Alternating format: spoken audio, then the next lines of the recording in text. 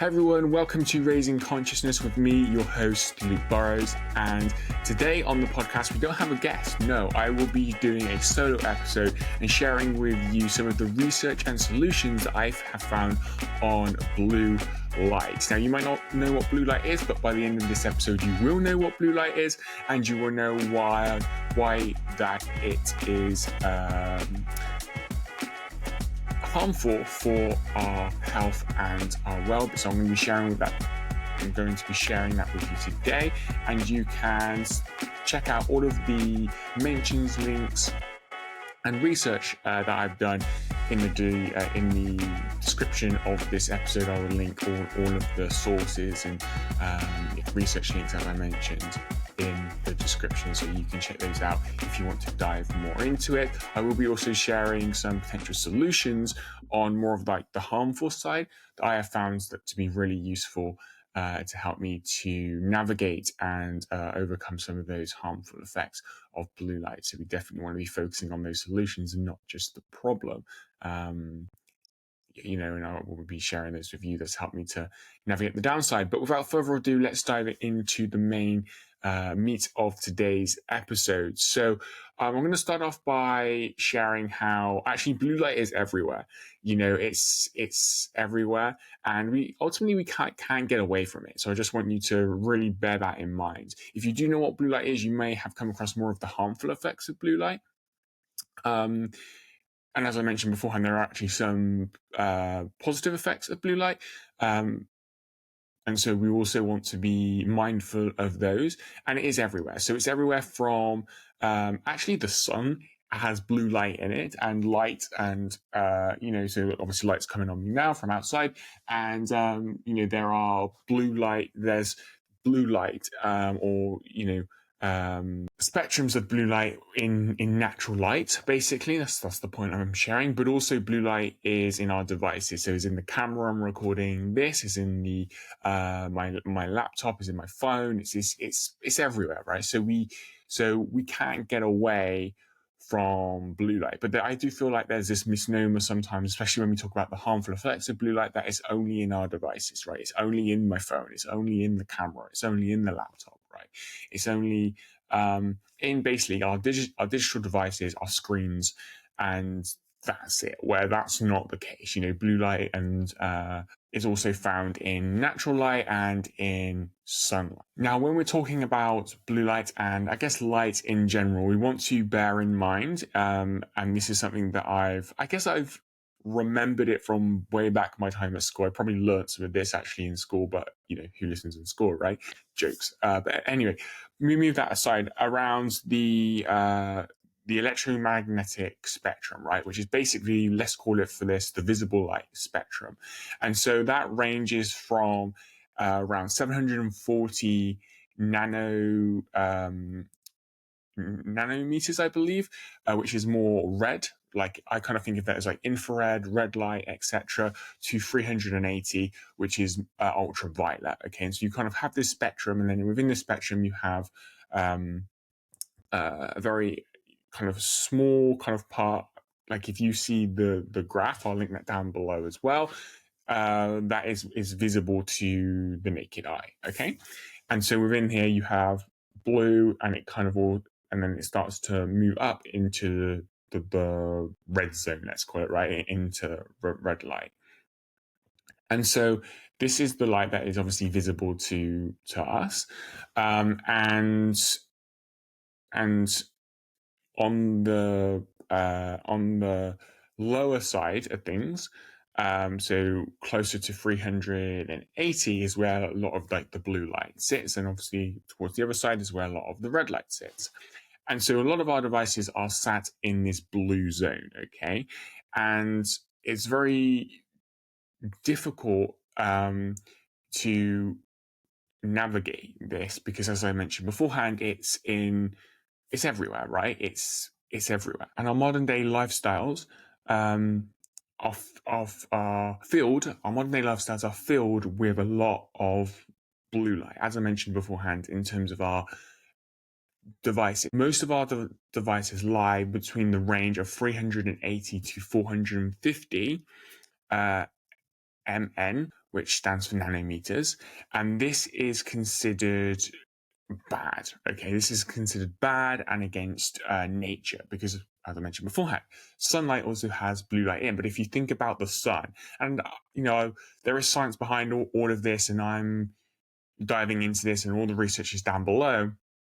The one thing that I do want to share is that I try and think about it from a very common sense perspective, right? Like if you just think of how day and night works, you have time for light and time for darkness, right? And in time for darkness, it's time for us to go to sleep, basically, okay, in the modern world, our modern lifestyles go very much against this with night shifts our jobs go beyond kind of the day or like whatever it is, or when we have kids and kind of up in the night, etc., etc.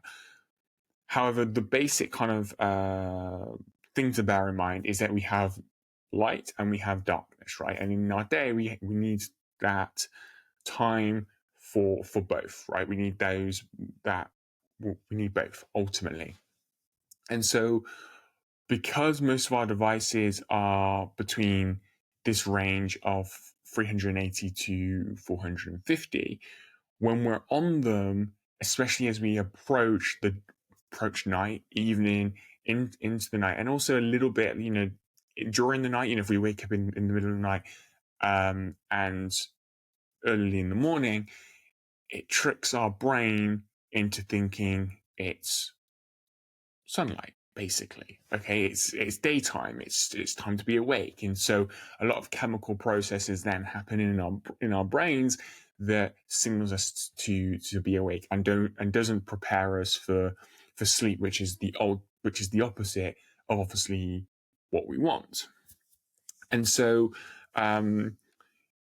this can lead to a lot of challenges that I will come on, and maybe you've experienced them.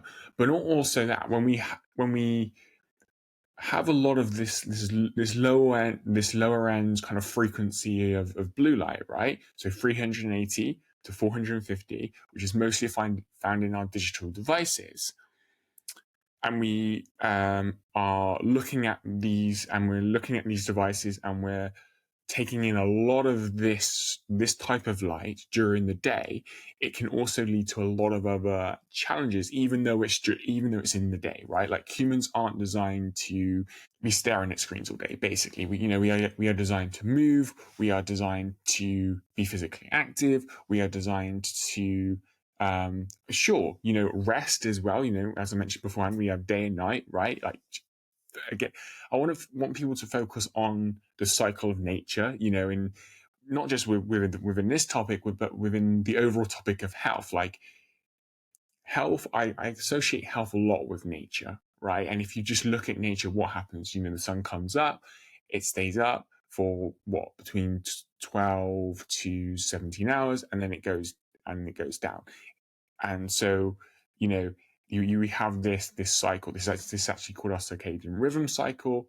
That will come up a lot as well. And basically, our devices dysregulate this cycle, right? So I just want you to focus on this. So our modern day lifestyles go against this, whether it's staying on our devices too late at night and produces chemicals in our brain to say that it's daytime to keep us awake, or whether it's we're staring at our screens too much for too long periods of time during the day, and this can lead to a lot of challenges. Now, what are those challenges? Okay, what are those challenges?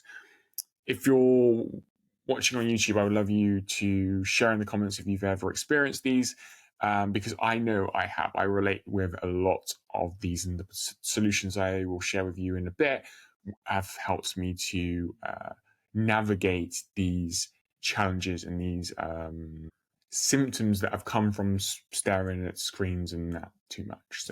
And the effects of blue light. So the first of which is eye strain, right? When we are staring at our devices for too long, we're looking at this blue light in our screens, in our devices, we develop eye strain. It strains our eyeballs. There's no getting away around that. I've definitely experienced this, and this can lead to fatigue. So fatigue, especially like mental fatigue, right? I've also experienced this. Let me know if you have as well. Mental fatigue can oftentimes cause headaches and dry eyes and blurry vision. Three other main challenges that happens when we are staring too much and looking too much at our screens for too long periods of time during the day, and obviously during the night, but during the day as well. And so blue light, again, at that frequency of 380 to 450, and in most of our devices can cause these five challenges for most people. So that's eye strain, mental fatigue, dry headaches, dry eyes, and blurry vision. And that's just five. There's so many other potential downfalls when we are staring at our devices. And our devices are so awesome. They're able to connect us with people all across the world. Like, it's how I record this podcast, right? It's how I bring guests onto the podcast, whether it's networking online, whether it's actually recording the podcast, because we use Riverside FM, which is a remote software. And is how I'm able to bring this podcast to you. And so without it, the show wouldn't be able to happen, right?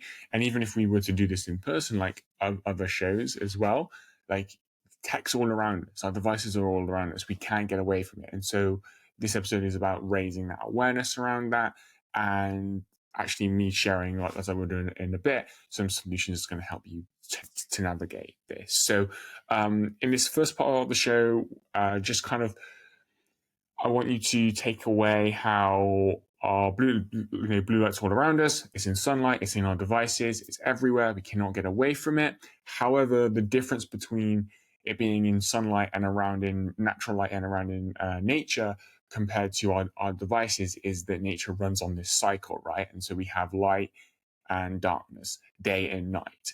And so this regulates with pretty much our entire body, that helps us to thrive and function properly. The challenge is that with the integration of all of our devices over the last, how many years, that we've kind of been hijacked a bit, and because we stay on them too late at night, we don't have that power down hour, as I've learned from Dr. Michael Bruce, I think his name. He was also known as the Sleep Doctor. I'll link his work down below, and his Mind Valley Quest. And having that power down an hour at night, no tech, removal tech, etc., helps us to get into sleep. And then during the day, when we are, when it is light outside, when it is daytime, we're staring at our screens too much for too long, and we're, I guess, too intense as well. We're concentrated at our screens, and we're not moving around and kind of, and we're also like moving our eyes. If we're staring at something for a long period of time, then of course, we're going to get eye strain in that. It's, as I mentioned beforehand, common sense. So that's what I want you to take away from the first part, alongside that most of our devices, or bad blue light, is related to the nano meter frequency of 380 to 450. And so just think of it on like the lower kind of scale of all light, how light is on the electromagnetic spectrum, although you might not necessarily need to know that. I found that kind of cool and wanted to share it with you. However, let's move on to more of, like, I guess, the good blue light, if we were to call it good, which is at the frequency of 455 to 500, right? So this is where most of the natural light kind of sits, okay? In the sun, natural light can be helpful for many different things, right? And actually, as I mentioned beforehand, every process ultimately within our bodies links up in some way with our circadian rhythm and with the day-night cycle. Okay, and so when we disrupt that day-night cycle, that's when we face big challenges, health challenges, etc. And that's been linked to sleep disorders. That's been linked to actually chronic diseases like diabetes and even some types of cancers, etc., that when we disrupt this cycle. And so our circadian rhythm cycle is so important. And I'm so I'm so happy, I guess, that I learned this and have been, um, uh, yeah, learned it and continuing to learn more about it. I guess that's my point. A few years ago, right? Because it's definitely changed my life, right? And it's so important. And I yet can't believe we don't learn this in school, but obviously, we have access to the internet now, and it's upon ourselves to take health into our own hands. So when we disrupt this cycle, as I was saying, leads to sleep disorders, leading to chronic diseases, everything from metabolic diseases to mental health well-being challenges, etc., diabetes, certain types of cancers, etc. I'll link that all down below. So this cycle, this day-night cycle, our circadian rhythm is very, very important to how we live, right, and to how we function. So we have the bad blue light, 380 to 450. I'm going to keep repeating this so you're aware of it. And then we have the more good blue light, which is 455 to 500, which is mostly where sunlight and natural light sits, and can be helpful for and can be helpful in use as treatments as well. Again, I'll link those down below. And I want you to think about that, actually. I want you to think about that, because I know this from experience, that when we restrict our light, or when we restrict sunlight, most people actually feel more sad, right? There's actually a condition called SAD, and most people feel that in the winter. But what happens in the winter? There's less light, there's less sunlight. And so again, it's like, let's try and connect the dots between our health and nature and how we feel and our experiences, right? And so when I connect these dots, it actually makes sense that actually most people feel this condition or experience this condition called SAD, or maybe feel a bit more anxious or a bit more depressed or a bit more low mood during the winter months, and there's less light, right? There's less sunlight. So actually, various light treatments that are more on this spectrum of 455 to 500 can be used in a positive way to lift people's moods, etc.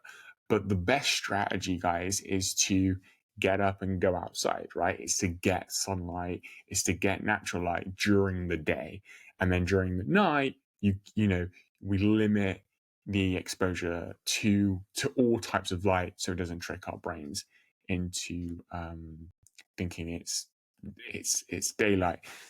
And there's so much science behind this. I will link them all down below, and I would highly recommend you to check them out. Now, if I quickly go back to a lot of the challenges that people face when they stare at their screens too much, I was sharing things like eye strain and mental fatigue, etc. Now, that's the case, and I've experienced this, and actually some of the solutions I'm going to share with you in a moment have helped me to navigate these symptoms. However, and I kind of alluded to it a bit in terms of like every process within our body is linked up with our circadian rhythm. But I think a lot of times that when we think about blue light, we associate it with, and actually I kind of made the same mistake when I was sharing the symptoms with you, like eye strain, right? Headaches, blurry vision, dry eyes. It's a lot to do with our eyes, when actually the effects of blue light isn't just our eyes, it affects our skin, right? It affects our skin, it affects every single process within our body, and there's some kind of cool research ultimately on that I will also link down below. And there's two main solutions to this, right? So one, we decrease our time on these devices, right? Decrease our time. Or two, we reduce the intensity of the blue light that's coming out of our devices. Okay, so I just want to repeat that again. Two main solutions: we decrease the time. So as I mentioned before, and get up, go outside, get natural light, get natural sunlight. Obviously, much better for you than staring at our screens. Or we can reduce the intensity of the blue light that's coming out of our screens. Now, when it comes to the first option, which is to decrease the time, I think that's a very good option, right? The challenge with that is that when we go to work, 9 times out of 10 for most of us in the modern world, we're on, there's some sort of technology, right? There's some sort of screen. That screen is going to emit blue light. Just no getting away from that. So, as I mentioned before, in the beginning of this episode, blue light is all around us. And so while we can decrease our time, and I would highly recommend doing so, I would highly recommend, looking at your schedule and going, okay, so I'm going to work in blocks of anywhere from, I would say, 45 minutes to 90 minutes maximum, 90 minutes maximum. Then go outside or go and do something else away from screens if you can for 20 minutes, 10, 20 minutes. I personally do upwards of half an hour. Okay, so it's like 90 minutes. And what I try and do is, so when I'm working for 90 minutes, what I try and do is like look away from my screen from time to time as well, like these short 1, 2, maybe 5-second kind of breaks. Sometimes I close my eyes. Just so I'm not like constantly staring, because that's where the eye strain comes from. So I would highly recommend that. But then trying to continuously decrease the time. So breaking up the use of time on our devices by going outside, by taking breaks, mental breaks, tech breaks, whatever you want to call them. Okay, so looking at your schedule and going, okay, how am I going to do this? And then making that commitment. The second is reducing the intensity. So there are a few ways to do this. The number one way that I have found is by investing in products that are going to help you to reduce the intensity of the blue light that comes out of your screen. Now, there are certain hacks that you can do. So, for example, on my iPhone, I go into settings and I go on to color filters, and within color filters, I've got it set that at round about sunset, it automatically turns the screen of my phone to red, turns the color of my screen to red. So this will help to reduce the amount of blue light coming out because my screen is now red, right? And so it's more in alignment with red light. Now, there's no necessarily science behind this. I've just learned this from somebody else who basically I follow, and I've kind of seen some benefits with it, right?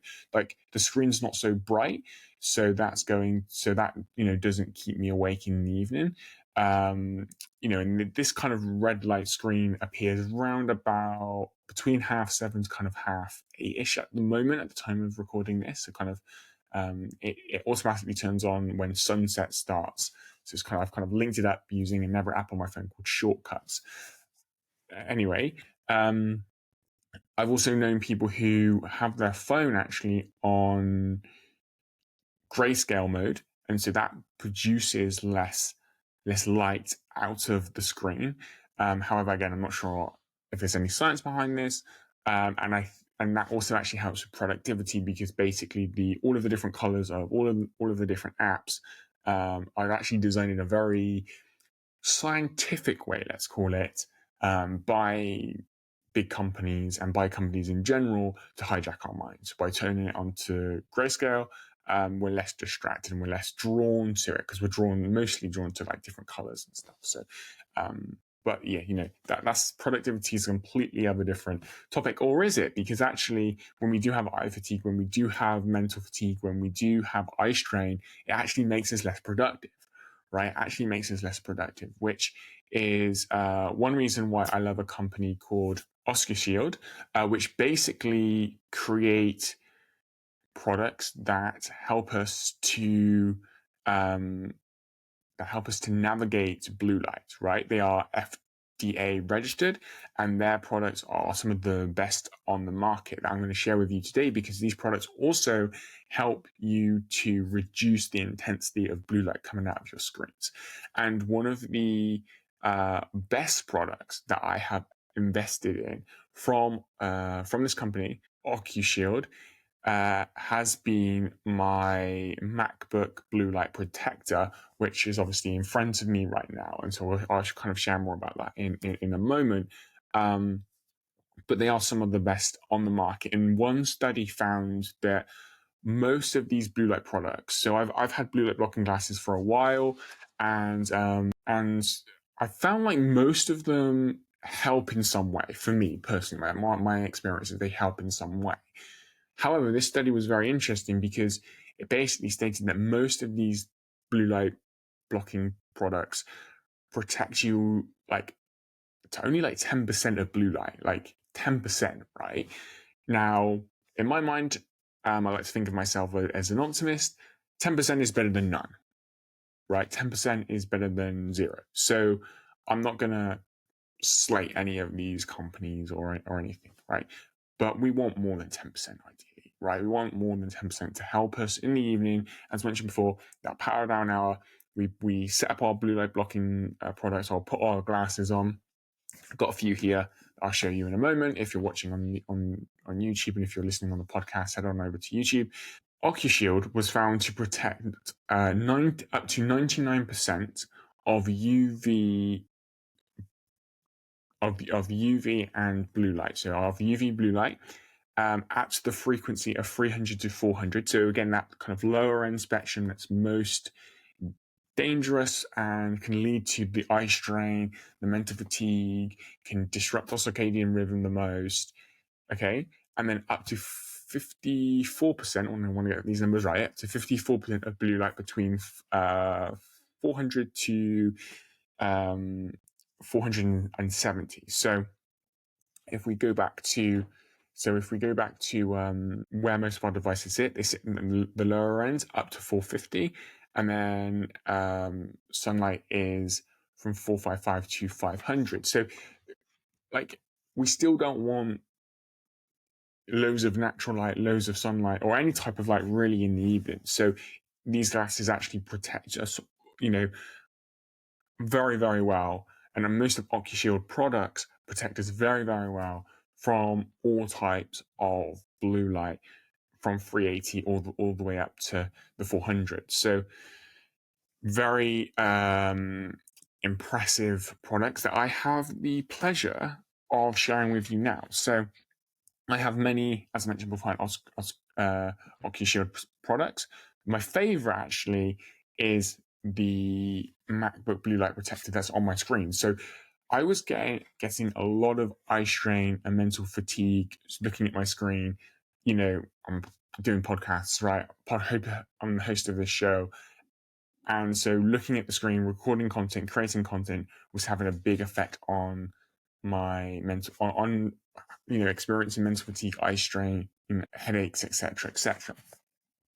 Once I got the MacBook Blue Light Screen Protector, there's a big difference, big difference. And I actually shared a social media post that I'll link down below on that, which I was just like blown away by it, and my mental fatigue stopped. Now that's not to say I don't continue with the breaks, the half an hour breaks and stuff. Like I still very much do those, and I would advise everyone to do those. Like any of these products aren't designed to replace breaks, aren't designed to replace limiting the time that you're on your devices, etc. When you're on your devices, it's moving on to the second solution, which is to reduce the intensity, to reduce the brightness, which is to reduce the amount of blue light coming out. So I would highly recommend the MacBook Blue Light Protector. Now I also have so these are my blue light blockers from a different company that most people probably see me wear. Very, very good. They're actually designed for gamers, but I'm not going to focus on those today because I've recently been wearing more of OcuShield's blue light blockers, and have noticed a big difference for improved sleep. So we have day ones and night ones. So the night ones usually have that filter on. Actually, just quickly before I come on to the actual glasses, I actually think the case is really, really cool. Really, really good quality case. Got a glass cleaner. Got a glass cleaner in there as well. Awesome case. So, but anyway, we're not here to talk about the case. We're here to talk about the actual blue light blockers. And so very, very good, right? They are more streamlined, let's call them, than the other ones I used to wear. But they protect you from blue light. So again, these are the night ones, as you can see, because they've got like the filter color on them, and then you've also got the day ones from OcuShield, which are here, and yeah, exactly the same design to these ones. The only difference is that they don't have as much as an orange filter on them. And they also I've also noticed a difference with these looking at the screen during the day to protect from dry eyes, etc. More for me, my experience was headaches and mental fatigue, to be honest. So yeah, obviously that wasn't a pleasant experience, but using OcuShield's products have massively helped. So again, I love these. I love the case. Not sure why I'm obsessing over the case, but it's a quality case, quality product, right? Sturdy, well designed, to be honest. Streamlined in terms of, I mentioned that beforehand, in terms of well, as you can see, compared to my older ones from a different brand, they're a little bit more. Yeah, they're a little bit more. The frame is thinner. I guess that's what I'm saying. But even though the frame's thinner, they feel like the same, very similar in terms of sturdiness, right? So very well designed. So I highly recommend those. I've also got many other of their products as well, which includes a foam blue light protector. I've got obviously both blue light blockers day and night. And I also have an EMF phone protector as well, although that's to do with EMF and not necessarily blue light, but they also provide that on the website as well, which is great. Maybe that's a topic for another day and bring our expert on to talk about EMF. Anyway, that's, as I mentioned, that's for a different day. But I love their glasses, right? Quality, notice the difference, and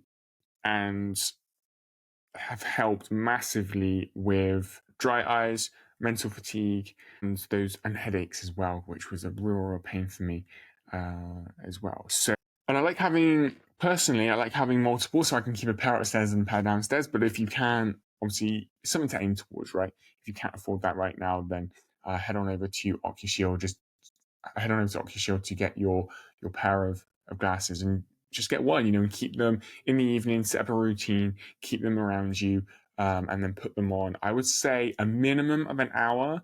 Ideally, I do 2 hours or so before bed, and they go on and they stay on until I go to bed. So very, very important. And yeah, notice a massive difference with some of those symptoms I mentioned beforehand. They're really good at reducing the light, as I mentioned. So this is why I'm recommending these products to you today, right? And there's a link in the description of this podcast where you can grab yours, so you can head over to OcuShield to do so. Because they've reduced the intensity of blue light coming out. And what I've noticed is with the hack I shared beforehand around my phone screen turning red and these, that has been, I've noticed a massive difference with the amount of light coming out. Again, that's not to say that you can now go on your phone till midnight. Like, I still don't do that. I still allow an hour, that hour of like that power down hour. I'm not perfect, so sometimes I may get an idea, or something, half an hour before bed, and I need to write it on my notes section on my phone. But from the evening, as soon as the evening sets in, you'll see me wearing my blue light blockers, my light, and all of my digital devices actually turn to red, to night mode, whatever it is, to reduce the intensity.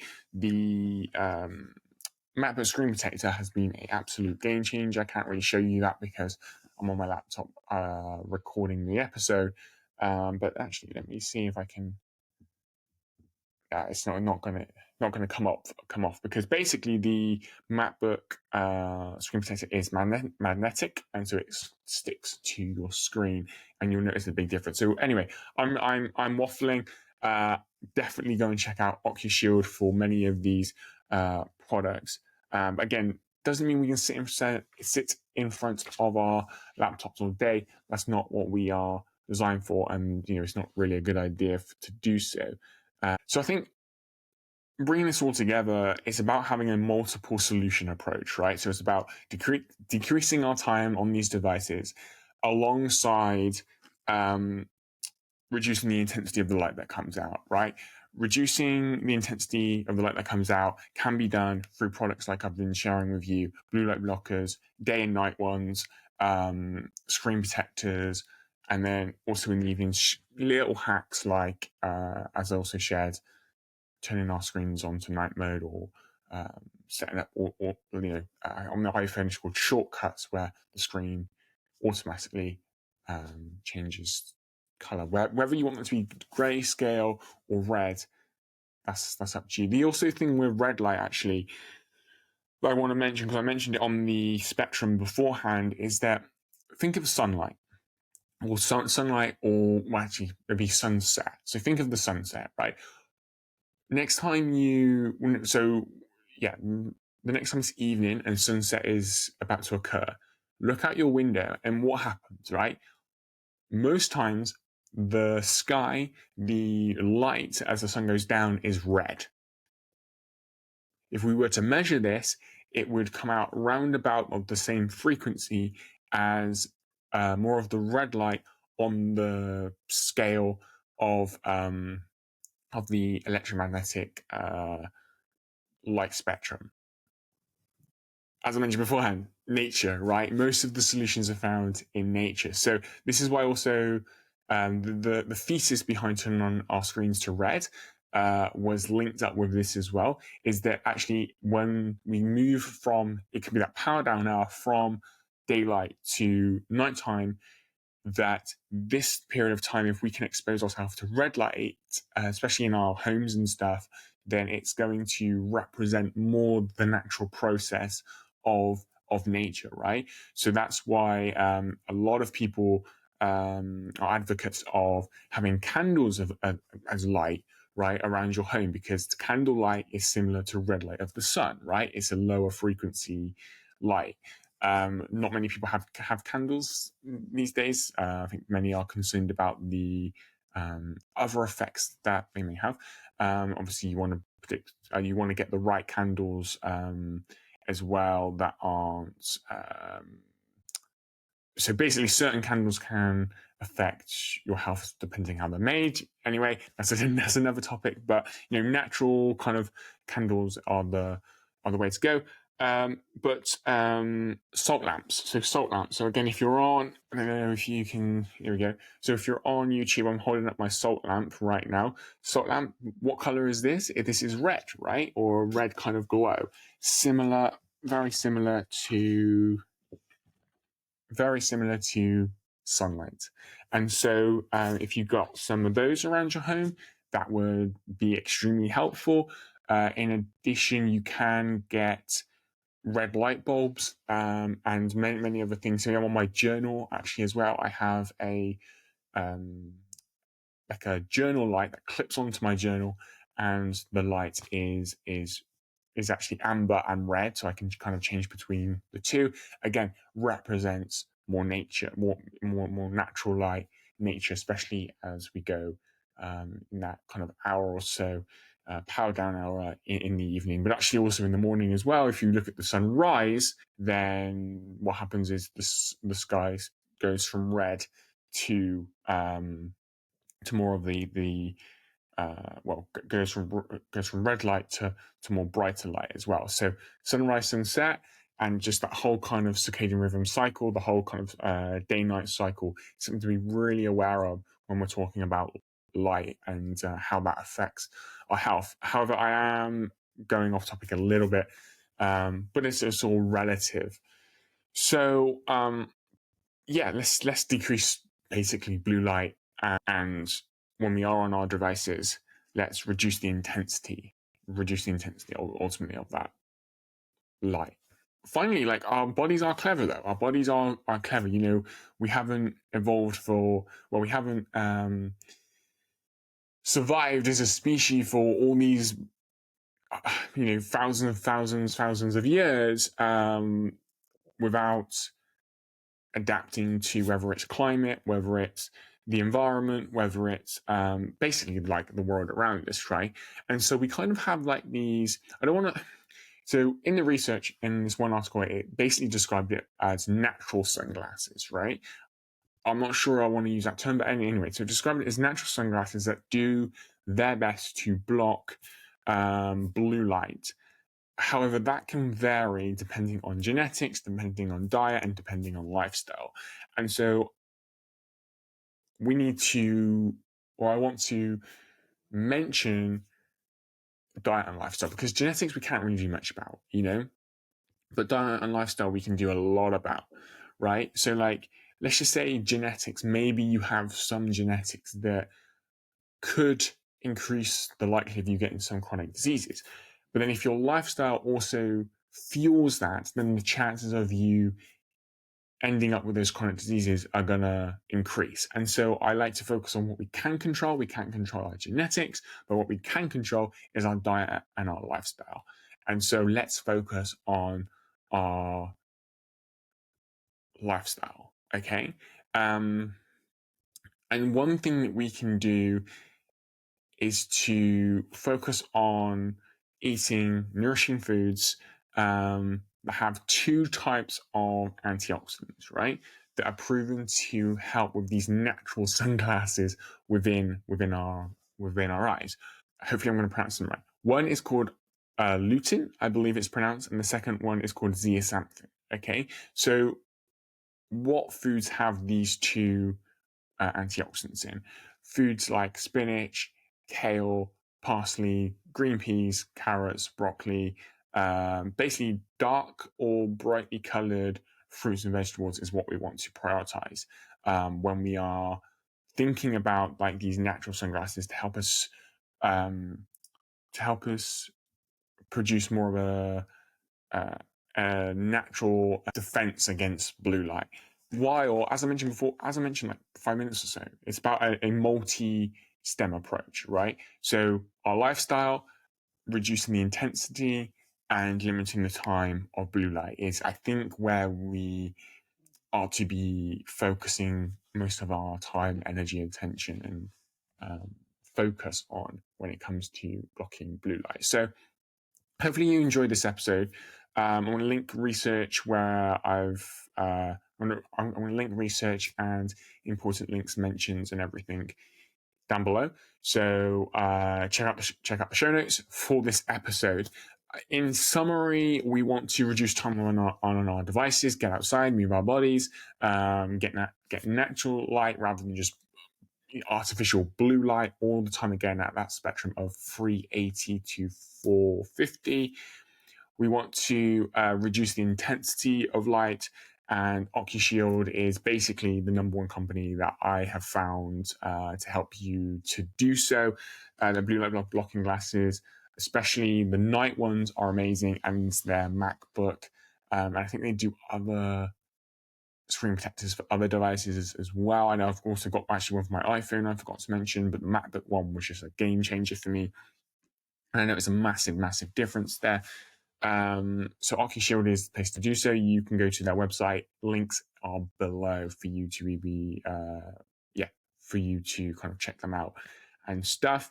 And then we want to be focusing on our lifestyle and eating more of a eye-loving, let's call it, diet, and having a active lifestyle, because that's going to help us produce more of the two antioxidants, zeaxanthin and lectin, that help us to kind of produce these natural sunglasses per se.